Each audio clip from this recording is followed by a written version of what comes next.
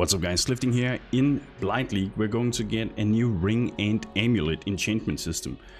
Basically when you combine 3 oils, then depending on the combination you can get various notables from your skill tree available and crafted onto your amulets. Some of these oils are going to be rarer than others, and it is speculated that the rarer oils are bound to give better notables, but we don't fully know how the system works yet. It's also going to be so that the rings are only going to be able to roll modifiers for your towers in Blight League, whereas the amulets will be able to roll the notables.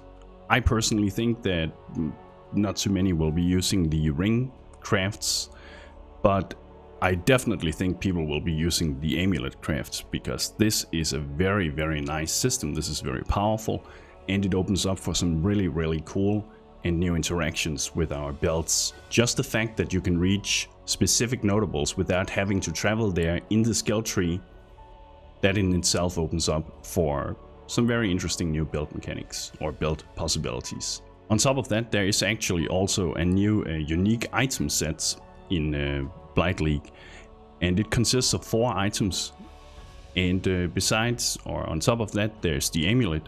All of these 5 items can then roll a unique notable on them. Imagine having 5 specific notables on a gear set. That is pretty interesting. We're gonna focus on just the idea of rolling one of these notables, and in this video I'm primarily going to talk about which types of notables I think people will want to look out for and why I think they could be good. So hopefully this will inspire you to come up with your own ideas for your own builds. First, big thanks to my guys over at Patreons. I want to say this in every video: you make a big difference. Thank you very much, I appreciate you. And don't forget to subscribe, of course. Hit that subscribe button now. No, do it now. Alright, so let's start by going into the Path of Exile skill tree here. There are notables in the skill tree that completely changes some mechanics, and then there are the really good notables, and we're gonna focus on those two. We're gonna start with the notables that has some kind of mechanic that potentially can change the way you build a character. So one of the first things that come to mind when you talk about being able to get a free notable is something like aura nodes, and that's obviously because aura nodes in themselves can be very powerful, but the idea of being able to get a free reduced mana reservation node, and the idea that you can skip the increased area of effect for aura skills passive node that typically isn't too useful for many builds, means you get a lot of value from it. Getting something like Champion of the Cause, which otherwise sometimes is a pain in the ass to travel to for certain builds, for free, can make a pretty damn big difference. Also something like Sovereignty over here with 6% reduced mana reserved and increased effect of non-curse auras. That in itself, imagine you having a build where you use Hatred and then you also want to run maybe 2 heralds or something like that. That would preserve 100% of your mana. However, just with 6% reduced mana reserved, then you will be able to run these and in most cases easily sustain whatever skill you're casting, as long as you have some kind of leech or return on it. So it suddenly allows you to maybe run an additional aura, additional herald, whatever, right? Besides giving increased effect. Maybe I should say for you guys who are more or less experienced to the game, in Path of Exile, the nodes you see in the skill tree here, they are defined as a passive node. This is the small ones here. Then we have the second tier here. These are notables. These are the ones we're talking about in this skill tree or in this video. And then we have keystones such as Necromantic Aegis or Resolute Technique. It's only notables that you'll be able to put on the amulets, not keystones and not skill nodes. Okay, so another thing that could be really cool to apply to the amulets is the curse nodes, and That's also because many of the curse nodes are typically a little hard to get. They don't really have the best place in the skill tree, so you waste some points trying to get there. Where's the other one now? Up here, Hexmaster. Imagine getting Hexmaster for free on your amulet. Increased area of effect of your curse skills. That's okay if you're running something like Blasphemy, right? But increased effect of your curses, and then curse skills have 80% increased skill effect duration too. That can be pretty significant with the right type of build, but even more interesting, imagine if you were getting Whispers of Doom on your amulet. You can apply an additional curse that's obviously very, very powerful for the right type of build. Then on top of that, maybe, unless the system somehow prevents you from doing both, what if you corrupt your amulet and you get a lucky +1 to additional curses? That you'll suddenly have an amulet that allows you to apply 2 additional curses on top of your already #1 limit, so 3 curses in total, right? That's definitely an interesting combination, a very different or interesting combination. Then we also have something that's a little more simple, but still could be very nice to just get if you were talking about having it for free, and that's something like Art of the Gladiator. And obviously attack speed and accuracy and all that stuff, that's nice, right? It's pretty straightforward, but the ignore all movement penalties from armor, that's pretty nice. It's not every type of build that's able to travel down towards this part of the skill tree, and Art of the Gladiator is the only notable and way in general in the game that allows you to ignore all movement penalties from armor. And again, if you're newer, what this means is that you're no longer going to be slowed down by wearing an armor if you have Art of the Gladiator. So that could be pretty nice, again, for the right type of build. Obviously, you want something that also benefits from the attack speed and accuracy and so forth. Besides, it would be really nice to get either Spirit Void or Vitality Void, the leech notables. Again, because not every build really goes down to this part of the skill tree, and leech can sometimes be a little hard to come by. So if you're playing an attack-based build where you really want to get some kind of leech, but you are primarily working up in this part of the skill tree or up here or something like that, then you no longer have to waste the points having to try and go down here to try and get it. Obviously there are different leech nodes in the skill tree, so there's also Essence Sap. You have the Soul Thief up here, but that's then for Energy Shield Leech. And of course the same principle applies here. Energy Shield Leech can be obtained on a few of these notables, and it will save you all the points trying to get there.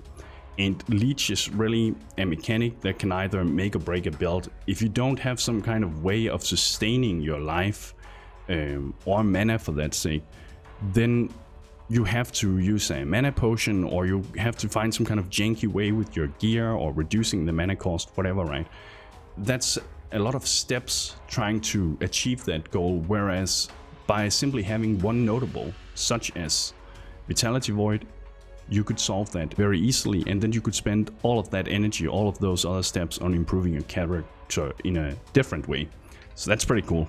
Then there's also something like Battle Cry. I don't really know if it's something that people will want to use, but I still wanted to point it out because it is still a unique mechanic using War Cries as instance. What it means is there's no longer a casting time on your War Cries, so you can use them much faster. It makes War Cries feel much better to use. It also gets the increased Warcry buff effect, and Warcries can be decently powerful. It's just not a very popular type of skill to work with in Path of Exile, mostly because there are better alternatives for your sockets, but still worth pointing out, I think. We also have all the types of notables that, if we type it here, chance to gain N, or we'll just do A here, because then we can see something like well, Graceful Assault. I actually wanted to show you that later, but Graceful Assault is one of the nodes that could be interesting too, because that in itself, as one of the few notables, is able to give you a chance to gain Onslaught for 4 seconds on kill. That means you don't have to get it on the jewel, it means you don't have to use a Silver Flask, and so forth, unless you specifically want to be able to prog it on non-kill.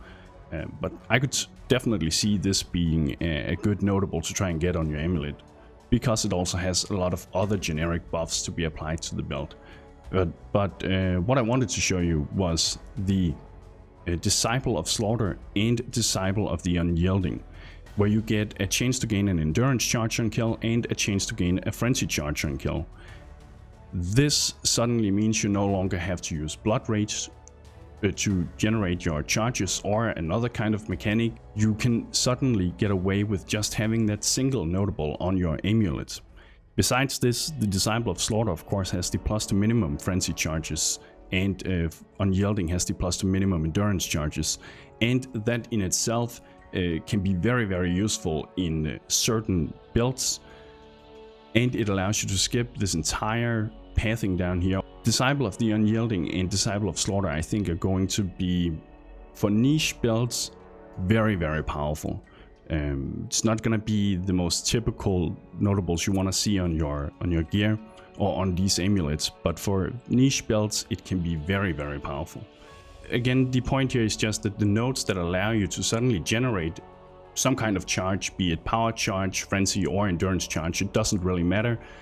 They suddenly give you the power to do this via an amulet, and you no longer have to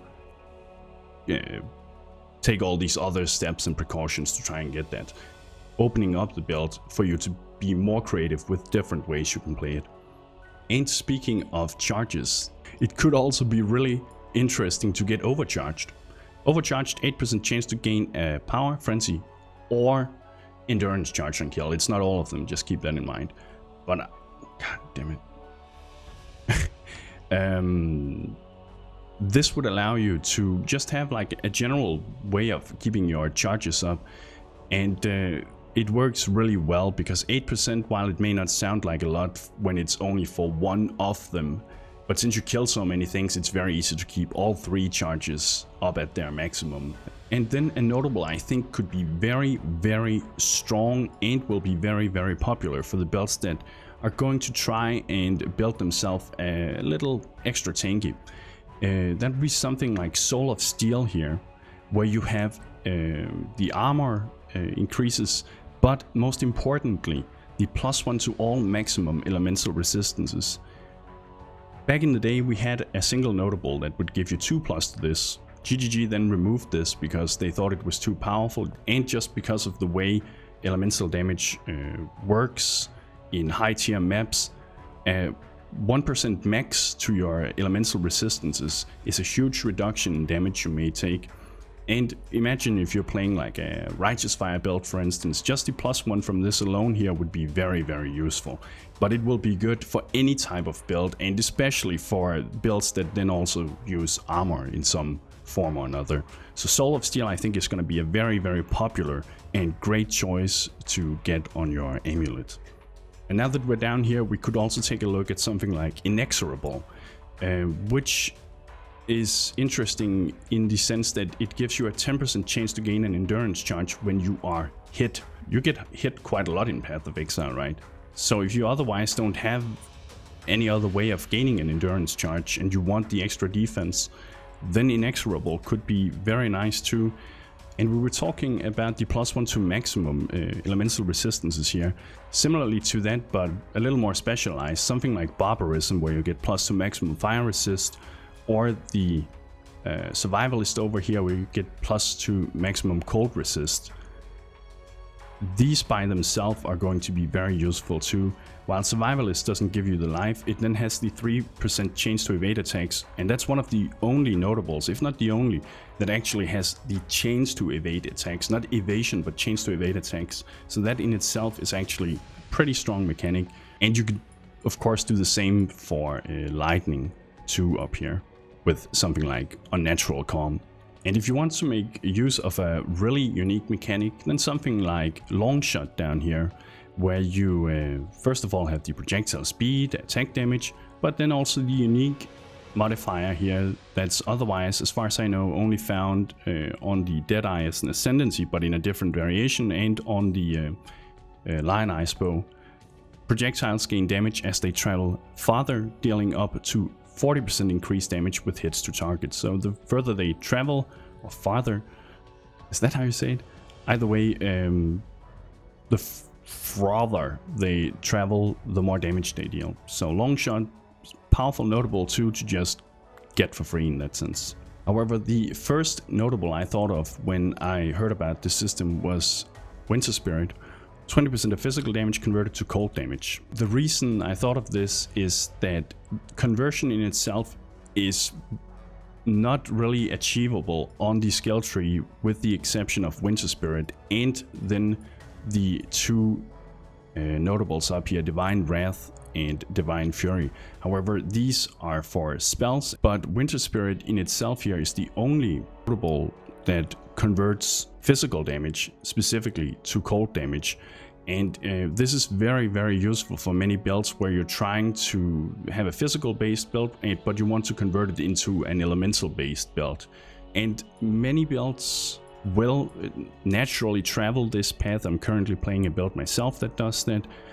But if you're primarily up in this part of the skill tree and you're playing some kind of physical based build and you want to convert it to cold damage, it would make it significantly easier to be able to do a full conversion. So I think Winter Spirit is going to be very, very good too. Another unique property you could add via one of the notables here is Adder's Touch, where you will get a 40% chance to poison the enemy on critical strikes. You don't find that anywhere else. And if you're playing some kind of build that can make use of that, then all of a sudden you no longer have to travel here to get it. Besides that, it is a very powerful notable just by itself. Another really cool thing you could do is to add piercing shots. All of a sudden, projectiles pierce 2 additional targets. You don't have to travel up here. And the next notable, or notables, I think have some potential to be very, very powerful for some builds too, if you want to save some points. Imagine getting Spiritual 8, primarily because of the affix that says increases and reductions to minion damage also affect you. What it means is that any node or notable in the skill tree that increases minion damage, that is going to increase the player damage. So it basically allows minion damage nodes to work for you. And that could allow you to scale the build entirely different without having to spend a lot of points of going over here. Now, it needs to be said though that there are some good minion nodes around this, so it's not, if you're playing a build that otherwise goes over here, then spending a few points to get there is pretty good. But otherwise, I definitely think it's a pretty interesting choice with Spiritual 8, especially if you're playing mostly this part of the tree over here. The same thing can be said for Spiritual Command, where increases and reductions to minion attack speed also affect you. So if you're playing an attack-based build or using an attack-based type of skill too as movement skill, this could be very, very useful too. It is not as powerful as Spiritual 8 over here, mostly because the minion attack speed nodes that are in the skill tree, they are less efficient and there are fewer of them. But still, Spiritual 8 and Spiritual Command and Spiritual 8 could be very, very nice to roll on an amulet to save yourself a lot of points. If you're interested in playing with mines as they are changing in Blight 2 with the new mechanics, then something like Volatile, Volatile Mines here, could be an interesting choice too, and it has that unique property where detonating mines is instant. You could also get something like Sanctum of Thought over here, where you take 20% reduced extra damage from critical strikes, which is pretty damn significant when it comes from bosses. But also the 20% reduced effect of curses on you is very, very powerful, and there are builds where they actually try to stack up as many curses on themselves to get some kind of benefit that they can use to make that build work. But they are of course then interested in reducing the effect of these curses that you have on yourself. So something like Sanctum of Thought that otherwise may be in an awkward position for those types of builds could be very strong to get on an amulet too. There's also the notable battle rouse here that we don't see being used too much, but it's actually pretty nice too if you're playing a mind over matter build, because of the 3% of damage taken gained as mana over 4 seconds when hit. It's a good way of sustaining mana when you're otherwise taking a lot of damage and you're using mind over matter, where the damage is being absorbed by your mana before your life. So something like battle rouse could probably be decent too. So the notes I just showed you right now, notables, sorry, those are the types of notables that in some way can change the way you build a character by having specific mechanics that are unique to themselves in in one way or another. But there's also some generally nice or powerful notables in the skill tree that to an extent can do the same, but it's more like extra stuff they add on top or making it easier. And we're just gonna take a quick glance at some of them. One of the things we could start with is notables such as explosive runes, because with this in itself you can cast an additional brand. That's always good. The same can be said for something like Runesmith over here. Where is it? Where you get another additional brand. The same idea applies for something like Saboteur here, where it gives you additional traps or mines alternatively. And there's a few other nodes in the skill tree that allows you to add even more of these, right? But typically these are notables you are going to travel towards and get when you're playing a trap or brand based build, because they are very powerful in themselves because of the extra that it applies. But by getting it on the amulets, that alone could possibly make the skill tree much more forgiving and allow you to go in different directions. I forgot to say, you could of course say the same for something like Minions. Imagine if you were to get Death Attunement, where you can get an additional Spectre, Zombie or Skeleton. That would be very, very powerful. Then there's something like Freedom of Movements down here that will allow you to get extra dodge chains, which is also one of the few notables in the skill tree that will allow you to scale dodge. And you also get the chance to gain phasing for 4 seconds on kill. And as far as I know, it might actually be the, let's try and see, is it the only one that grants you phasing? No, we have From the Shadows too, but I think these are the only ones that gives you a chance to get phasing without using the flask or get it on a jewel. So that's for some builds worth taking into consideration too. And the same thing can be said for something like Dazzling Strikes, where you get a 10% chance to blind enemies on hit with attacks, and blind is very powerful. So pretty solid notable overall. And then there's of course something as simple but very powerful, anything that gives you an extra endurance charge, power charges via overcharge, instability and infused, and of course frenzy charges. Things like that. Anything that will give you an extra of that is going to be very, very powerful. I also think something like Essence Surge up here, where you get faster start of energy shield recharge and a nice but small flat amount of maximum energy shield and energy shield recharge rate, could be very, very useful on the right type of energy shield based build, especially when it's combined with something like Wicked Ward and other ways of increasing the way of how fast your energy shield recharge starts. It would also be nice with something like Rampart down here if you're using Fortify, where you can get increased effect of Fortify but without having to go down here. And the same of course can be said for Steadfaster up here, where you also get additional effect of your Fortify. I could definitely see people, for instance, taking Swift Skewering if you're having a hard time capping your Impale chains but don't want to go up in this part of the skill tree, or Forceful Skewering, right? Anything that really like increases the chance of a certain mechanic to apply, but that can otherwise be a little hard to achieve, those are definitely going to be valuable in their own sense. And those are like the most interesting notables, in my opinion, that you can try and add to your builds. There's a lot of other notables that are just flat out strong, but much more generic in their design. For instance, getting Annihilation would be very nice. It's just increased critical strike chains and multiplier if you're playing a crit based build. Obviously very powerful. And that can be said for a lot of these, especially like life nodes to decide, or discipline and training, one of the absolute most powerful life nodes, together with Constitution, Heart of the Warrior and Golem's Blood. Things like that are of course going to be very, very powerful for almost any type of life based build. I don't want to keep repeating myself. I just want to make sure you guys see it for what it is here. This is a very powerful mechanic that can completely change the way you build a character, or simply allow that character that was using that skill node before to save a lot of points and then become even stronger by spending those skill points differently. So I'm a big fan of the new Amulet enchantment system. So pretty cool. I hope you guys enjoyed the video. I hope you feel inspired to try out these various things. If you have some kind of idea of which amulet for a certain type of build, or just any cool combination, specific combination of a unique amulet to do this with, I would love to hear your idea. Post it in the comments and I'll read them all. Thank you everyone for watching. I appreciate it. I appreciate your support. Thank you for being here. And thank you for watching. That was a poor outro.